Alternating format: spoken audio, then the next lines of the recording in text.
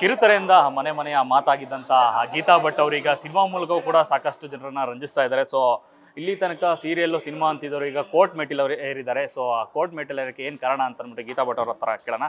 Madam, ಇಲ್ಲಿ ತನಕ serial cinema ನೋಡ್ತಾ ಇದ್ವಿ ನಿಮ್ಮನ್ನ, ಈಗೇನು ಕೋರ್ಟ್ ಎದುರು ನಿಂತಿದ್ರಲ್ಲ, ಏನು ಕಾರಣ ಅಂತ? ರವಿಕೆನೇ ಕಾರಣ. ಆ್ಯಕ್ಚುಲಿ ಎಷ್ಟೊಂದು ಜನ ರವಿಕೆ ಅಂದ ತಕ್ಷಣ ರವಿ ಅನ್ನೋರ ಹೆಸರಿಗೆ ಕೆ ಅಂತ ಇಂಚಿಲಿಟ್ಟಿದಾರ ಅಂತ ಅನ್ಕೋತಾರೆ. ಇಲ್ಲ, ರವಿಕೆ ಅಂದರೆ ರವಕೆ, ನಮ್ಮ ಆಡು ಭಾಷೆಯಲ್ಲಿ ರವಕೆ ಅಂತೀವಿ. ಒಂದು ಬ್ಲೌಸು, ಅದೇ ಕಾರಣ ನಾನು ಕೋರ್ಟ್ ಮೆಟ್ಲು ಇರೋದಕ್ಕೆ. ಏನಿದು ಇಷ್ಟು ಸಿಲ್ಲಿ ವಿಷಯಕ್ಕೆಲ್ಲ ಯಾರಾದರೂ ಕೋರ್ಟ್ಗೆ ಹೋಗ್ತಾರಾ ಅಂತ ಕೇಳ್ತಿದ್ದೀರಾ? ಅದಕ್ಕೆ ರೀಸನ್ ಏನು ಗೊತ್ತಾಗಬೇಕು ಅಂದರೆ 16ನೇ ತಾರೀಕು ನಮ್ಮ ರವಿಕೆ ಪ್ರಸಂಗ ಚಿತ್ರ ರಿಲೀಸ್ ಆಗ್ತಿದೆ. ನೀವು ನೋಡಬೇಕು ಸರ್, ಗೊತ್ತಾಗುತ್ತೆ ನಾನು ಯಾಕೆ ಕೋರ್ಟ್ ಮೆಟ್ಲೆ ಏರಿದ್ದೀನಿ ಅಂತ. ಮೊದಲ ಪ್ರಯತ್ನದಲ್ಲಿ ಸಂತೋರು ಈ ಥರದೊಂದು ಕಥೆಯನ್ನು ತಗೊಬಂದು ನಿಮ್ಮ ಎದುರಿಗೆ ಹೇಳಿದಾಗ ಒಪ್ಕೊಳ್ಳೋಕ್ಕೆ ಕಾರಣ ಏನಾಗಿತ್ತು ಅಂತ? ಸರ್, ಈಗ ಇಂಡಿಯನ್ ಸಿನಿಮಾ ಅಂತ ನೀವು ತಗೊಂಡ್ರೆ ನೊಣ ಇಟ್ಕೊಂಡು ಸಿನಿಮಾ ಮಾಡಿದ್ದಾರೆ.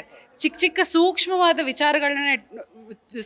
ವಿಚಾರಗಳನ್ನ ಇಟ್ಕೊಂಡು ಸಿನಿಮಾ ಮಾಡಿದ್ದಾರೆ. ಆ್ಯಂಡ್ ಅದ್ಭುತವಾದ ಸಿನಿಮಾಗಳು ಕೂಡ ಬಂದಿದೆ. ಯಾವುದೇ ಆಡಂಬರ ಇಲ್ಲದೆ, ತುಂಬ ಮಾಸು, ದೊಡ್ಡ ದೊಡ್ಡ ಹೀರೋಗಳು, ಇದೆಲ್ಲ ಏನೂ ಇಲ್ಲದೆ ಅದ್ಭುತವಾದ ಚಿತ್ರಗಳು ಬಂದಿದೆ. ಅದೇ ರೀತಿಯಾದ ಒಂದು ಪ್ರಯತ್ನ ಇಲ್ಲಿ ನಡೀತಿದೆ. ಒಂದು ಬ್ಲೌಸ್ನ ಇಟ್ಕೊಂಡು ಸಿನಿಮಾ ಮಾಡ್ತಾರೆ ಅಂತ ಕೇಳಿದ ತಕ್ಷಣ ಆ್ಯಕ್ಚುಲಿ ಒನ್ ಲೈನ್ ಕೇಳಿದಾಗ್ಲೇ ಕಿವಿ ನೆಟ್ಟಗಾಗಿತ್ತು ಸರ್. ಅವಾಗ ರವಿಕೆ ಪ್ರಸಂಗ ಅನ್ನೋ ಹೆಸರು ಇರಲಿಲ್ಲ. ಆದರೂ ಒಂದು ಬ್ಲೌಸ್ನ ಇಟ್ಕೊಂಡು ಸಿನಿಮಾ ಮಾಡ್ತಿದ್ದಾರೆ ಅನ್ನೋದೇ ಒಂದು ದೊಡ್ಡ ವಿಷಯ ಆಗಿತ್ತು. ಯಾಕಂದರೆ ಬ್ಲೌಸ್ ಅನ್ನೋದು ಒಂದು ಹೆಣ್ಮಕ್ಳಿಗೆ ತುಂಬ important. It's an emotion for a lady.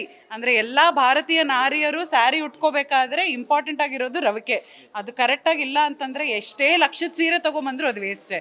So ತುಂಬ ಖುಷಿ ಆಯಿತು ಸರ್ ಈ ಒನ್ ಲೈನ್ ಕೇಳಿದ ತಕ್ಷಣ. ಇದೊಂದು ಚಿತ್ರವಾಗಿ ಬಂದರೆ ಅದ್ಭುತವಾಗಿರುತ್ತೆ, ಎಲ್ಲ ಹೆಣ್ಮಕ್ಳಿಗೆ ಕನೆಕ್ಟ್ ಆಗುತ್ತೆ ಅಂತ ನನಗೆ ಅನ್ನಿಸ್ತು. ಅದಕ್ಕೋಸ್ಕರ ನಾನು ಎಸ್ ಅಂತ ಹೇಳಿದೆ ಸರ್. ಈ ರವಿ ಏನು ಮಾಡಿದ್ರು ಅಂತ ಅಂದ್ಬಿಟ್ಟು ಕೇಸ್ ಹಾಕೋ ಮಟ್ಟಿಗೆ? ರವಿ ಏನು ಮಾಡಿಲ್ಲ ಸರ್, ನಮ್ಮ ಟೈಲರ್ ಮಾಡಿರೋದು. ಸೊ ಎಲ್ಲ ಹೆಣ್ಮಕ್ಳು ಏನಂತಂದರೆ ಇವಾಗ ಒಂದು ಫಂಕ್ಷನ್ಗೆ ಅಥವಾ ಒಂದು ಮದುವೆಗೆ ರೆಡಿ ಆಗಬೇಕು ಅಂತಂದರೆ ಒಂದು ತಿಂಗಳು ಮುಂಚೆಯಿಂದನೇ ಪ್ರಿಪೇರ್ ಮಾಡ್ಕೋತಾರೆ. ಸೀರೆ ತೊಗೊಬರ್ತಾರೆ, ಅದಕ್ಕೆ ಮ್ಯಾಚಿಂಗ್ ಬ್ಲೌಸು, ಇದೇ ಥರ ಡಿಸೈನ್ ಬರಬೇಕು, ಹಿಂಗಿಲ್ಲಿ ಡೋರಿ ಬರಬೇಕು, ಇಲ್ಲಿ ಈ ಥರ ಇರಬೇಕು ಅನ್ನೋದೆಲ್ಲ ಮೈಂಡಲ್ಲಿ ಕ್ಯಾಲ್ಕುಲೇಷನು, ಪ್ರಿಪ್ರೇಷನ್ ಎಲ್ಲ ಆಗಿರುತ್ತೆ.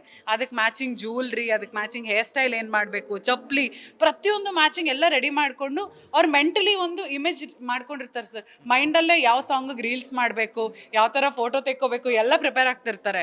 ಆದರೆ ಟೈಲರು ಕರೆಕ್ಟ್ ಟೈಮ್ಗೆ ಹೇಳ್ದಂಗೆ ಬ್ಲೌಸ್ ಹೊಲ್ದು ಕೊಟ್ಟಿಲ್ಲ ಅಂತಂದರೆ ಎಷ್ಟು ಸಿಟ್ಟು ಬರ್ಬೋದು ಸರ್. ಟೈಲರ್ನ ಹಿಡ್ಕೊಂಡು ಚಚ್ಚಿ ಬಿಡೋಣ ಅನ್ನೋಷ್ಟು ಕೋಪ ಬರುತ್ತೆ. ಸೊ ಇದೇ ರೀತಿಯಾದ ಒಂದು ಪ್ರಸಂಗ ಸಾನ್ವಿ ಅಂದರೆ ಇಲ್ಲಿ ಒಂದು ಮುಖ್ಯ ಪಾತ್ರ ಇದ್ದಾಳಲ್ಲ, ಅವಳ ಜೀವನದಲ್ಲಿ ನಡೆಯುತ್ತೆ. ಸೊ ಯಾವ ರೀತಿ ಅತಿರೇಕಕ್ಕೆ ಇದು ಹೋಗ್ಬೋದು ಅನ್ನೋವಂಥದ್ದೇ ಈ ಚಿತ್ರದ ಕಥೆ ಸರ್. ಇಂಡಸ್ಟ್ರಿಯಲ್ಲಿ ಸಾಕಷ್ಟು ಪ್ರಸಂಗಗಳನ್ನು ನೋಡಿದ್ದಾಗಿದೆ, ಬಟ್ ಈ ಪ್ರಸಂಗ ಥರ ಯಾರು ನೋಡೋಕೆ ಆಗಿರಲಿಲ್ಲ.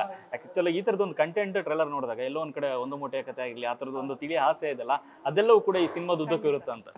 ಖಂಡಿತ ಸರ್. ಈ ಚಿತ್ರದಲ್ಲಿ ಹಾಸ್ಯ ಬೇಕು ಅಂತಂದರೆ ತುಂಬ ನಗ್ತೀರಾ ಸರ್. ನೀವು ಚಿತ್ರ ಕೂತ್ಕೊಂಡು ನೋಡೋರು ತುಂಬ ನಗ್ತಾರೆ. ಎಲ್ಲೋ ಒಂದು ಕಡೆ ಹೆಣ್ಮಕ್ಳು ನನ್ನ ಜೀವನದಲ್ಲೂ ಈ ಥರ ಸಮಸ್ಯೆ ಆಗಿದೆಯಲ್ಲ, ನನಗೂ ಈ ಥರ ಪ್ರಾಬ್ಲಮ್ ಆಗಿದೆಯಲ್ಲ ಅಂತ ಕನೆಕ್ಟ್ ಆಗ್ತಾರೆ. ಇನ್ನು ಈ ಕಡೆ ಗಂಡ್ಮಕ್ಳು ಹೆಣ್ಮಕ್ಳಿಗೆ ಹಿಂಗೆಲ್ಲ ಪ್ರಾಬ್ಲಮ್ ಆಗುತ್ತಾ, ಇದು ಇಷ್ಟು ದೊಡ್ಡ ಮಟ್ಟದಲ್ಲಿ ಇರುತ್ತಾ ಅನ್ನೋ ರೀತಿ ರಿಯಲೈಸೇಷನ್ ಅವ್ರಿಗಾಗುತ್ತೆ. So it's a combination sir. ಇವಾಗ ಒಂದು ಹಬ್ಬದ ಊಟ ಅಂತಂದರೆ ಬಾಳೆ ಎಲೆಯಲ್ಲಿ ಎಷ್ಟು ಬೇರೆ ಬೇರೆ ಥರ ಐಟಮ್ಸ್ ಎಲ್ಲ ಸೇರಿ ಒಂದು ಹಬ್ಬದ ಊಟ ಆಗುತ್ತೆ. ಅದೇ ರೀತಿ ನಮ್ಮ ಚಿತ್ರನೂ ಒಂದು ಹಬ್ಬದ ಊಟ ಅಂತಲೇ ಹೇಳೋದಕ್ಕೆ ಇಷ್ಟಪಡ್ತೀನಿ ಸರ್.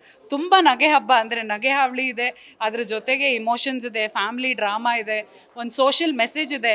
ಹೆಣ್ಮಕ್ಳು ಎಸ್ಪೆಷಲಿ ನಂತರ ಇರೋ ಪ್ಲಸ್ ಸೈಜ್ ಹೆಣ್ಮಕ್ಳು, ಜೊತೆಗೆ ಮದುವೆ ವಯಸ್ಸಿಗೆ ಬಂದಿರೋ ಎಲ್ಲ ಹೆಣ್ಮಕ್ಳು ಕೆಲವೊಂದು ವಿಷಯಗಳನ್ನು ಜನರಿಗೆ ಹೇಳ್ಕೋಬೇಕು ಅಂತಿರ್ತಾರೆ, ಹೇಳ್ಕೊಳ್ಳೋದಕ್ಕಾಗಿರೋದಿಲ್ಲ. ಆದರೆ ಈ ಪಾತ್ರದ ಮೂಲಕ ಎಲ್ಲ ಮಾತುಗಳು ಹೊರಗೆ ಬರುತ್ತೆ ಸರ್.